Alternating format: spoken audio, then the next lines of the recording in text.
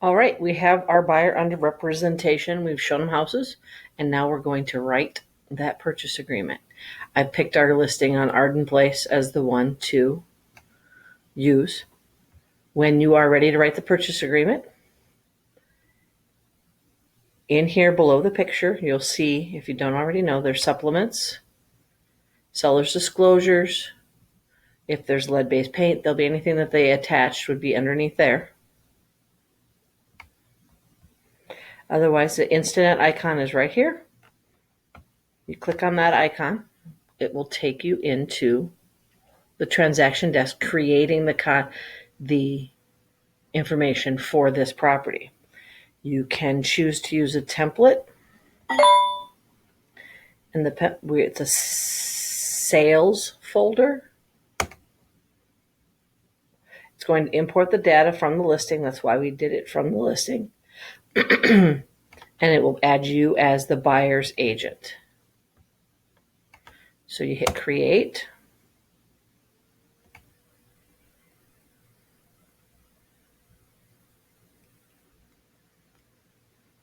And then it takes you through the transaction desk. Through here, you'll see it pulls in all the property, all the legal stuff. It shows you the list price. Hit next. Transaction date, the list date. You can choose to put your purchase agreement dates in here. Then they're hard-coded for when everything is saved. Hit next. These are co-listing agent Jackie and Jason, showing them that it pops in your seller's agent. It's showing now Jason is also the buyer's agent. And then this is where you would add your clients' names. So you would create a new transaction contact or an existing contact. Because you already have them under buyer rep, they would be existing. So you can type in their last name. And I created the buyer rep for Larson. And of course, we get 100 Larsons.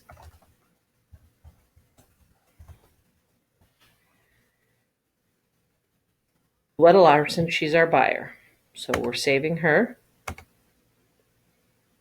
as our buyer to make sure the name is correct, and then the email address, and then you save.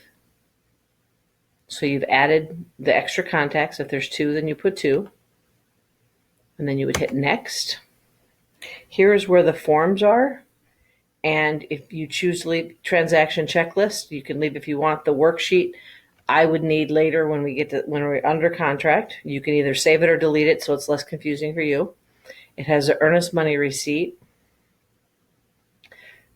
Wire fraud alert. I'm not sure why they have it as a separate document when it's included with the purchase agreement and the buyer rep documents, but it has the purchase agreement, arbitration, personal property, lead-based paint, and then it lists the buyer documents. So we can remove the ones that we do not need. It's not a condominium.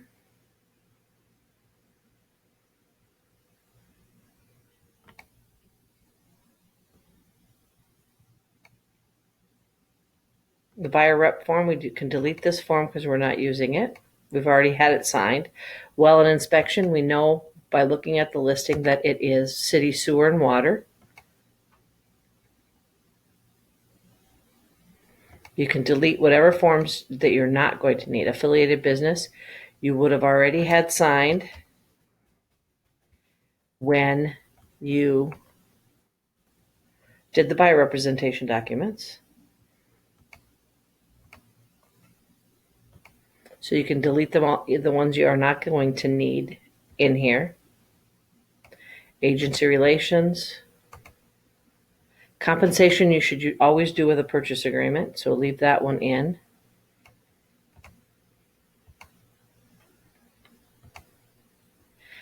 Lead-based paint, you can look back at the listing. It was built in 2003, so we do not need lead-based paint.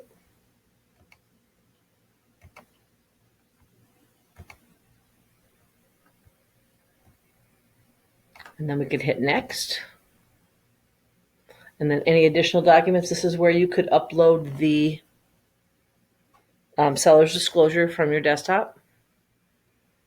If you haven't downloaded it, you'll need to have it. So you can upload the seller's disclosure here, and then we hit done. So now we have the transaction created, the new one with the buyer's name, all of the information for Arden Place. So if we go into forms,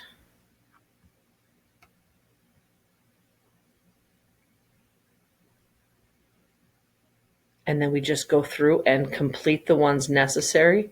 Earnest money receipt. It's a $600,000 house. So basically you would put in the date that you're writing, the amount of earnest money. They're going to put $10,000 down. Check number you don't always have at the time, so you can skip that. If we end up doing trust funds, then we don't need this. It's better to fill it out, and then it auto populates the address. So then you'd hit save, and then the X to get back. Then to fill out the purchase agreement.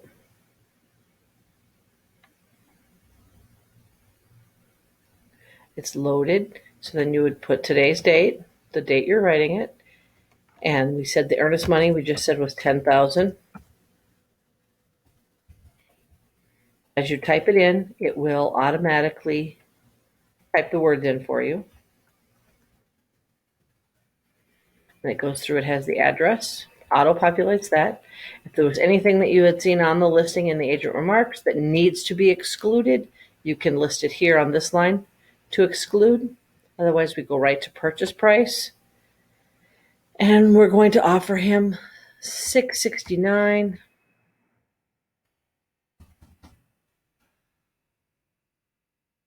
Okay, how about $660? We're going to have the loan type is you're having a 20% down. So 20% cash, 80% mortgage financing. Closing date, because today is June 7th. We want to close towards the end of July. If you can avoid Fridays when you're writing purchase agreements. Those are generally the busiest day of the month, of the weeks.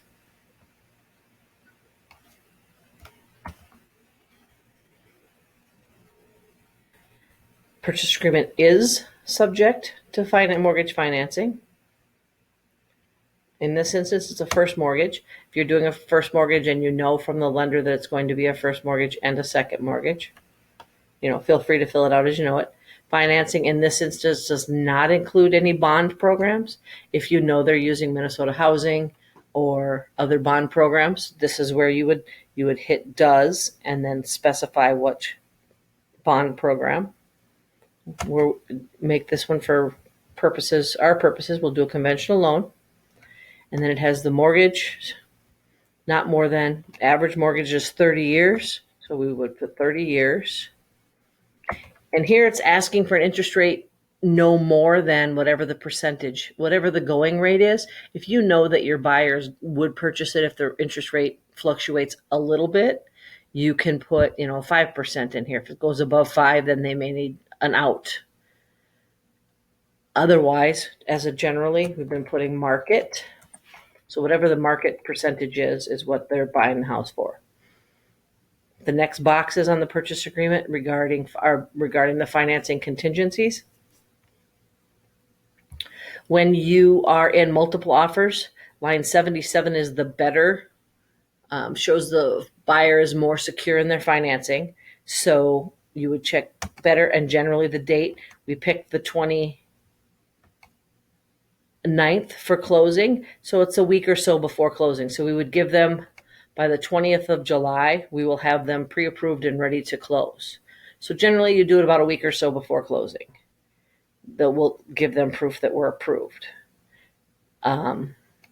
Otherwise, we could check buyer cannot secure the financing, and then the earnest money be refunded to the buyer. All right, and then we go to the next page, which is page 3. Page 3 goes down to Next places to fill in is locking of the interest rate. The choices are within 5 business days of final acceptance of the purchase agreement or at any time prior to closing. At any time prior to closing is what we're doing, because we leave that up to the lender to decide, lender and the buyer to decide when it's best to lock in the interest rate. Lender commitment work orders. This is if you're asking the seller to pay anything towards any repairs by the appraisal, basically. So you can put 0 in here, you can put 200, you can put 100, you can put 500, whatever you're thinking if you think there's going to be work orders. And then either the seller pays a reinspection fee or the buyer pays a reinspection fee. If you're taking an FHA mortgage, this is the FHA escape clause. It basically states if the house does not appraise at the sale price of the property, they're out of the purchase agreement. So this one's not FHA, so we're not required to fill in that blank at all. And then the top of page 4, we have lender processing fees. For VA and FHA loans, we don't fill those out unless we have a VA or an FHA loan. If there's any special mortgage financing terms, we fill them out here. The next line is 158 that we need to pay attention. If we are asking the seller to pay closing costs or not pay closing costs. If we are, we can ask them for a flat dollar amount, or we can ask them a percentage. Flat dollar amounts are, they're easier when you're raising sale price if you're going to build it right into your purchase agreement, because it's not a variable, it stays. Otherwise, percentages, the average is 3% is what is put in there. We're going to ask for $5,000 in closing costs.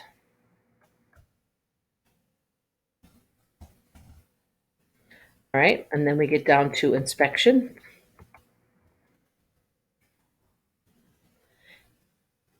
Buyer either elects or declines the inspection. We're going to elect the inspection, so that makes the purchase agreement is contingent upon the inspection. As a general rule, the seller does not allow the buyer to perform intrusive testing. There are some intrusive tests, which would be stucco testing, moisture testing, that kind of thing, where they have to physically drill into the house. And if we need to do that, that is something we can ask for. But as a general, we do not ask for intrusive testing. And then the top of page 5, it is how many calendar days for the inspection contingency. Generally, we go around 10. And that doesn't mean that inspection has to be done. It means that the inspection and all negotiations around that inspection need to be completed in 10 days. And the burden is on the buyer. The buyer needs to get it to the seller in plenty of time so that, there's room to negotiate. Because if there's something in the inspection the buyer doesn't like, the buyer needs to cancel the purchase agreement if they don't come to an agreement. Not just give them the inspection report. It just needs to be all negotiated prior to the 10 days. Okay, and then we come to sale of buyer's property. If the buyer has a house to sell and has not even been listed yet, hasn't been sold, that would be box 1. Box 2 would be if the buyer has an existing house, it's sold but hasn't closed yet. Then that would be option 2, and you're required to list the property address and the date of closing. In this case, Luetta is she has the full ability to purchase the property. All right, and then we come to the real estate taxes. It gives you the option of how you want to prorate the taxes at the time of closing. As a general rule, the taxes are prorated from the day of closing between buyer and seller. So you collect prorated. If you want the seller or the buyer to pay none of the taxes for the current year of the closing, you would check none, seller to pay all, or you can do it by month. You can say, if we're closing July, you can say you just want the seller to pay a flat 7 months. They want to pay the whole month no matter what day we close. And then line 220 is if the property is non-homestead, if the seller agrees to or not pay the homestead portion of the taxes, the difference between them. I don't think it's not homesteaded, or it is homesteaded, so there's no reason for them to pay the difference. We go on to page 6. talks about special assessments. This is where you need to make sure that there's nothing in the agent notes, nothing required. You can look up the tax records to see if there's any special assessments. We generally, for buyers, we check that the seller is going to pay any special assessments levied and or pending at the time of closing. Line 240, to our knowledge, we've looked and seen we don't see any taxes, so we're going to assume he has not received a notice. The seller can still change that when accepting the offer. Line 251 talks about previously written purchase agreements. If you have a purchase agreement out there you're waiting for a cancellation on, you could list it here. Or if you know that the seller has a purchase agreement and you're bumping it, you could put that in here. In this case, it is not subject to a cancellation of a previously written purchase agreement. Unless the file on the MLS tells you that it's not going to be a full warranty deed, you check warranty. It might be a trustee's deed. It might be something else that we're unaware of. At the time of the offer, warranty deed can be checked. They can always change it because they know how the seller will be deeding out. As a buyer, we want it immediately after closing. We want to have possession of the property at the closing table. If there's other things stipulated that the seller's asking for 24 days, or 24 hours, you can put anything else that you'd like if all parties agree to it. Generally, it's immediately after closing. And that's all that's on this page that needs to be filled out. Page 8 talks about calendar days, business days, how they calculate. Now, on this one, the next box, line 360, the seller's disclosure. If it's on the MLS and you're going to be attaching it to the purchase agreement when you sign it, and you've reviewed it, you would check that you have a copy of the seller's disclosure. If you don't have a copy, haven't seen a copy, there's no need to check this because it states that the buyer has received. So don't check it if they have not received. We come to city water, city sewer. On the MLS, it'll let us know if it's city water and sewer. If it is, you just check city water and sewer. The seller does not know of subsurface sewage treatment and does not know of a well, so it's not subject to either of those contingencies. If you know that it isn't city water or city sewer, then you would check the appropriate boxes as to what it is. In this case, we know Arden is not. Next section, 386 to 393, talks about the home warranty. If you're requesting a home warranty for the buyer, whether the seller pays for it or the buyer pays for it, that would be filled out in this part. In this case, we're not going to ask for a home warranty.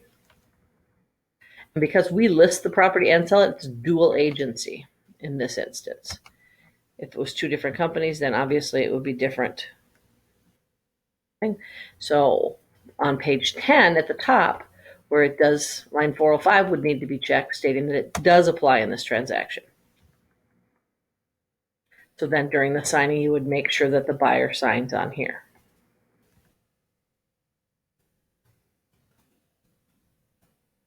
If you're attaching any addendums, we know that it's a CIC. It's not a condominium or townhouse, but we know that there's an association out in Arden Place, so we would need to attach that.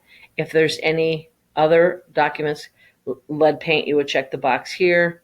Sell of buyer's property, rent back agreement, any of amendments are attached or addendums are attached, we would check the boxes here.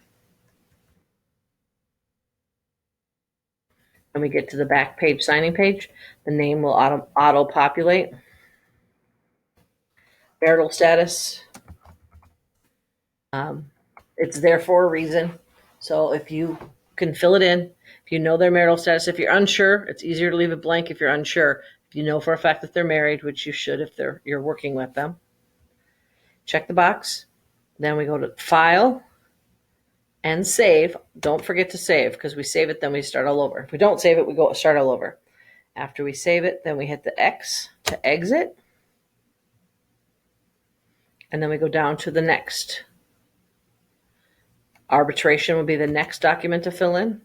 Arbitration is pretty simple to fill in. There's 2 pages to it.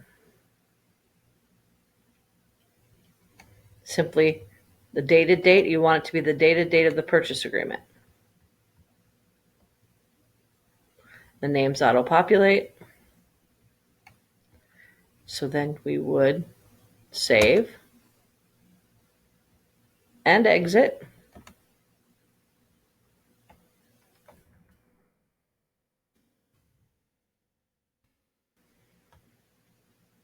And then personal property would be the next thing that we fill out.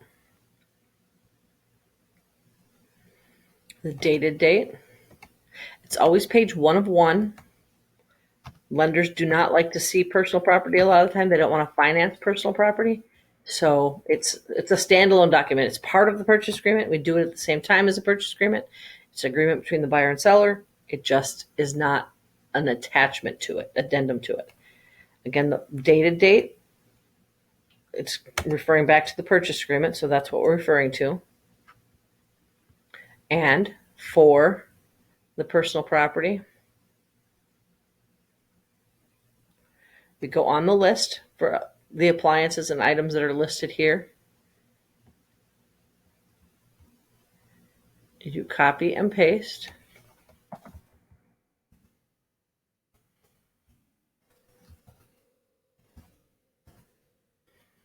The items that were listed there. If there's a hot tub, if there's anything else that's considered personal property that you want to make sure, swing sets that you want to make sure that the buyer is purchasing with the property that the buyer wants. Even if you're unsure if the seller is going to leave them, you can put them on here and then you can negotiate off of there. They're not going to know what you're asking for if you don't ask them. And then I always add to it all attached shelving and mirrors as seen on the property.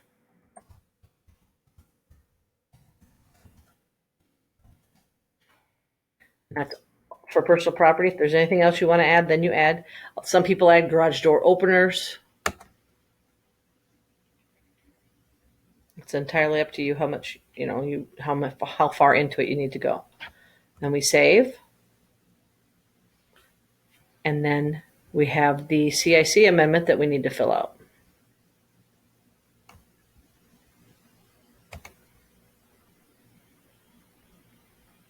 Again, today's date, whatever day you're filling it out, and whatever date the purchase agreement, generally it's the same date.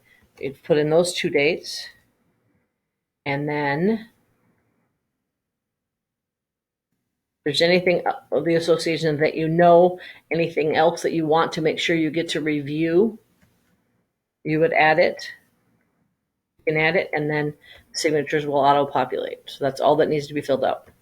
Save it and exit. And that is everything on filling out the purchase agreement.